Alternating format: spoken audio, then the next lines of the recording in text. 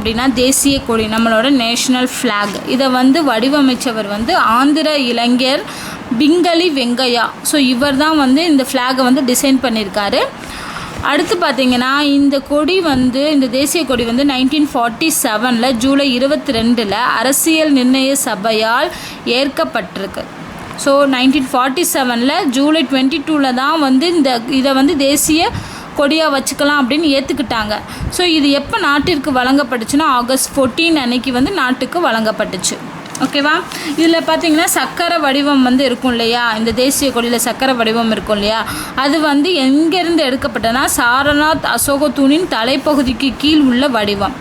அந்த வடிவத்தை தான் இங்கே சக்கரை வடிவமாக எடுத்திருக்காங்க. இதில் 24 ஆரங்கள் இருக்கும். 24, அந்த சக்கரத்துக்குள்ளே 24 ஆரங்கள் இருக்கும். ஸோ தேசிய கொடி வந்து இந்திய பெண்கள் சார்பாக 1947 ஆகஸ்ட் 14 நாட்டுக்கு வழங்கப்பட்டுச்சு. ஸோ யார் சார்பாக இந்த தேசிய கொடியை வந்து நாட்டுக்கு வழங்கியிருக்காங்கன்னா இந்திய பெண்கள் சார்பாக தான் வழங்கியிருக்காங்க. ஸோ மெயின் அதுதான். ஸோ இதுதான் வந்து இந்திய தேசிய கொடியை பற்றின டீட்டெயில்ஸ். அடுத்து பார்க்க போகிறது வந்து நேஷ்னல் ஆந்தம், தேசிய கீதம். ஸோ இதை எழுதியவர் வந்து ரவீந்திரநாத் தாகூர். இவர் பார்த்தீங்க அப்படின்னா இதை பெங்காலி மொழியில் தான் இயற்றியிருக்காரு.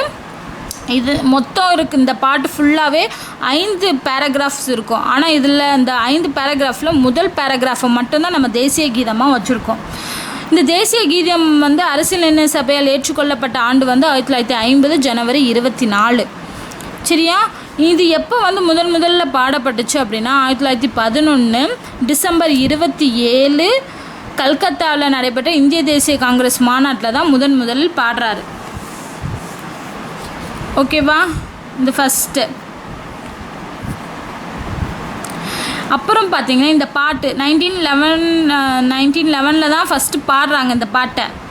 அதுக்கப்புறம் 1912 தாகூர் நடத்திய தத்வ போதினி பத்திரிகா அப்படிங்கிற ஒரு நியூஸ் பேப்பரில் பாரத் விதாதாங்கிற தலைப்பில் இந்த பாட்டு வெளியாகுது.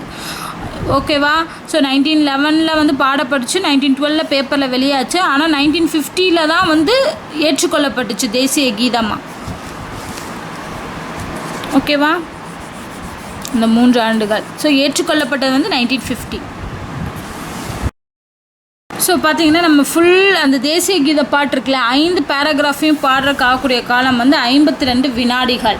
இதில் ஷார்ட் வேர்ஷன் சொல்லுவாங்க. ஷார்ட் வேர்ஷன்னா என்னென்னா முதல் மற்றும் கடைசி பத்தி மட்டும், அதோ அந்த 2 கொண்டு வந்து தான் ஷார்ட் வேர்ஷன். ஸோ அதை பாடுறதுக்கு 20 மினிட்ஸ் தான் ஆகணும்.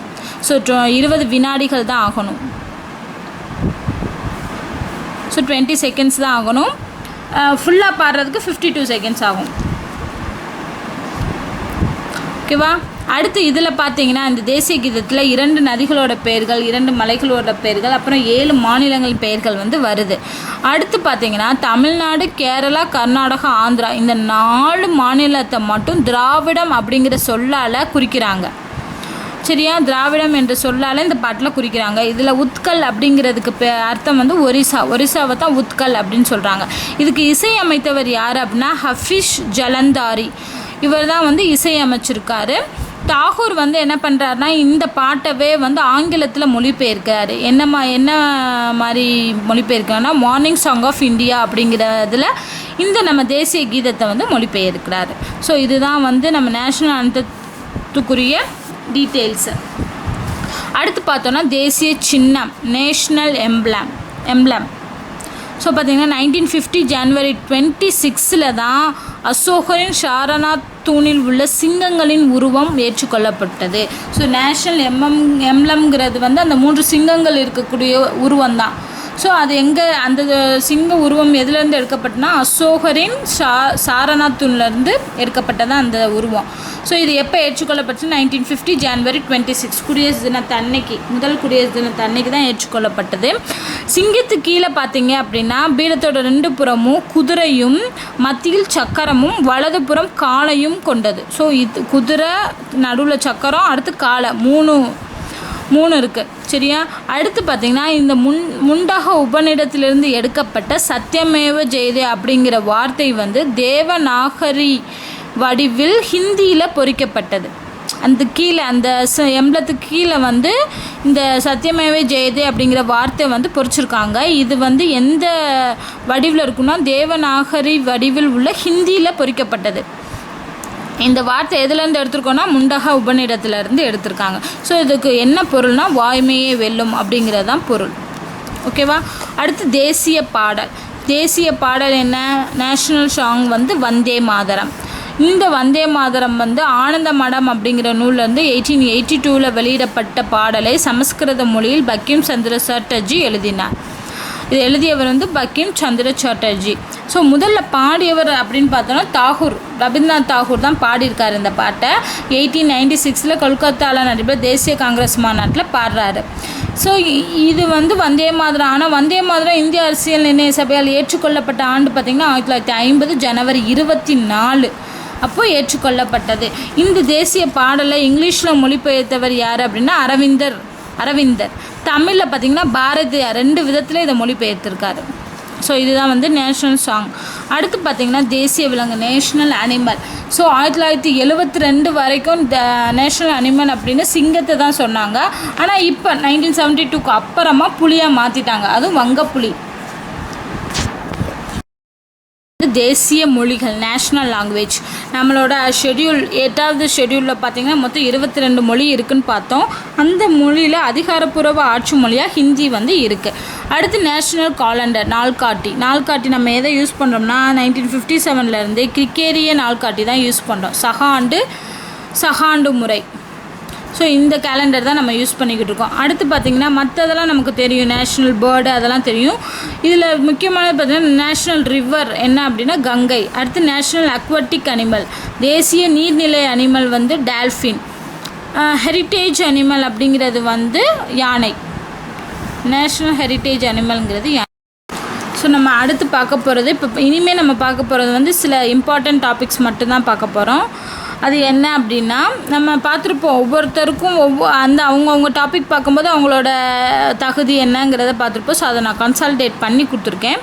ஸோ ஃபஸ்ட்டு பார்த்திங்கன்னா பதவிக்கான வயது வரம்பு தகுதி. குறைந்தபட்சம் எவ்வளோ வயசில் வந்து அந்தந்த பதவிக்கு அவங்க தேர்ந்தெடுக்கப்படுறாங்க அப்படின்னு பார்ப்போம். ஸோ குடியரசுத் தலைவரும் ஆளுநரும் 35 வயசு இருக்கணும் குறைந்தது.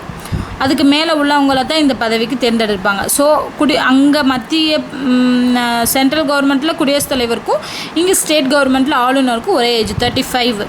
அடுத்து ராஜ்யசபா உறுப்பினர், சட்ட மேலவை உறுப்பினர். இங்கேயும் சென்ட்ரலில் ராஜ்யசபா உறுப்பினர், இங்கே ஸ்டேட்டில் சட்ட மேலவை உறுப்பினர். இவங்க 2 பேருக்கும் 30 வயது இருக்கணும்.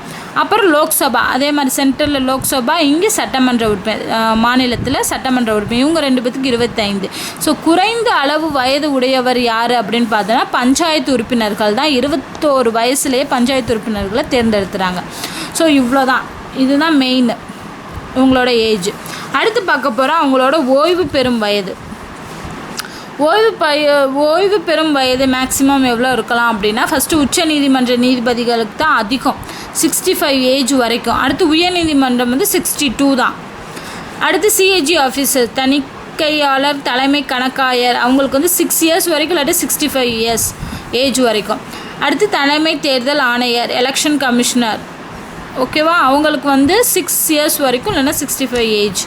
அடுத்து மத்திய பணியாளர் தேர்வுக்குழு தலைவர், யூபிஎஸ்சி, அந்த தேர்வுக்குழு தலைவருக்கு 6 ஆண்டுகள் 65 வயது வரை. அடுத்து மாநில பணியாளர் தேர்வுக்குழு தலைவர், இங்கே மாநிலத்தில் டிஎன்பிசி தானே, அவங்களுக்கு வந்து 6 இயர்ஸ் வரைக்கும் 62 ஏஜ் வரைக்கும். ஸோ இதுதான் அவங்களோட ஓய்வு பெறும் வயது. இதோட பார்த்திங்கன்னா இந்த இம்பார்ட்டன்ட் டீட்டெயில்ஸ் முடிஞ்சிச்சு. அடுத்து ஒரு இம்பார்ட்டண்டான டாபிக் என்ன அப்படின்னா திட்டக்குழு, பிளானிங் கமிஷன் 2 இருக்குது. பிளானிங் கமிஷன் ஒன்று, நேஷ்னல் டெவலப்மெண்ட் கவுன்சில் ஒன்று. இந்த 2ஐயும் பார்த்துருவோம். திட்டக்குழு அப்படிங்கிறது வந்து என்னென்னா கேசி நியோகி அப்படிங்கிறவர் தலைமையில் தான் திட்ட ஆலோசனை குழுவின் பரிந்துரையின்படி 1950 மார்ச் 15 அமைக்கப்படும். இந்த பிளானிங் கமிஷன் அமைக்கிறதுக்கு ஆலோசனை வழங்கியவர் யார் அப்படின்னா கேசி நியோகி. இவரோட தலைமையில் உள்ள கமிட்டி தான் வந்து பரிந்துரை செய்திருக்காங்க இந்த திட்டக்குழுவை ஆரம்பிக்கணும் 1950 மார்ச் 15. அடுத்து பார்த்திங்கன்னா இது வந்து திட்டக்குழுங்கிறது அரசியலமைப்புக்கு உட்படாத அமைப்பு. ஸோ எக்ஸ்ட்ரா கான்ஸ்டியூஷனல் பாடி, நான் கான்ஸ்டியூஷனல் பாடி அப்படிங்கிறதான் இந்த திட்டக்குழு. ஓகேவா, இதை வந்து சூப்பர் கேபினட், பொருளாதார கேபினட் அப்படிங்கிற பேரில் சொல்லலாம். அப்புறம் பார்த்திங்கன்னா இது என்னென்னா திட்டக்குழுங்கிறது என்னென்னா நம்மளோட இந்தியன் கவர்மெண்ட் இருக்காங்களா அவங்களுக்கு ஒரு ஆலோசனை வழங்கக்கூடிய குழு. ஆலோசனை குழு தான் இந்த திட்டக்குழு. இதோட அமைப்பு பார்த்தீங்கன்னா இதுக்குன்னு ஒரு தலைவர் இருப்பார். அவர் யார் அப்படின்னா நம்மளோட பிஎம் தான், பிரைம் மினிஸ்டர் தான் இந்த குழுவோட தலைவர். துணைத் தலைவர்கள் பார்த்திங்கன்னா மத்திய அரசின் கேபினட்டால் நியமனம் செய்யப்படுவாங்க. திட்டக்குழுவின் நிர்வாக தலைவர் அவர் யாராக இருக்கலாம்னா திட்டக்குழுவின் நிர்வாக தலைவர். இவங்களுக்கு வந்து வாக்குரிமை கிடையாது. அந்த இது மக்களவையில் ஓட்டு போடுவாங்களே, வாக்கெடுப்பு நடத்துவாங்க, அதில் வந்து வாக்குரிமை இவங்களுக்கு கிடையாது. அப்புறம் பார்த்திங்கன்னா 5 ஆண்டு திட்ட வரைவு அறிக்கையை உருவாக்குவது மற்றும் அமைச்சரவையில் சமர்ப்பிப்பது தான் இவங்களோட பொறுப்பு. இந்த திட்டக்குழுவோட பொறுப்பு வந்து 5 ஆண்டு திட்டங்கள் இருக்கு இல்லையா, 5 இயர் பிளான்ஸ், இதோட வரைவு அறிக்கையை உருவாக்கி அதை வந்து அமைச்சரவையில் சமர்ப்பிப்பாங்க. அடுத்து இவங்களோட பணி அப்படிங்கிறத பார்த்தோம் அப்படின்னா நாட்டின் மூலதன வளம், பொருளாதார வளம், மனித வளம் ஆகியவற்றை அளவிடுதல் மற்றும் மேம்படுத்தும் வழிகளை ஆராய்தல். இதுதான் இவங்களோட மெயின் வேலை. அப்புறம் இந்த வளங்களை பயன்படுத்துவதற்கான திட்டங்களை உருவாக்குறது. அப்புறம் பார்த்திங்கன்னா முன்னுரிமை அடிப்படையில் அந்த திட்டத்துக்கு தேவையான வளங்களை ஒதுக்குறது. இது எல்லாமே இவங்களோட வேலை தான். அப்புறம் மத்திய மற்றும் மாநில அரசால் வழங்கப்படும் குறிப்பிட்ட பணிகளை ஆராய்ந்து ஆலோசனை வழங்குவது. இதுதான் இவங்களோட வேலை.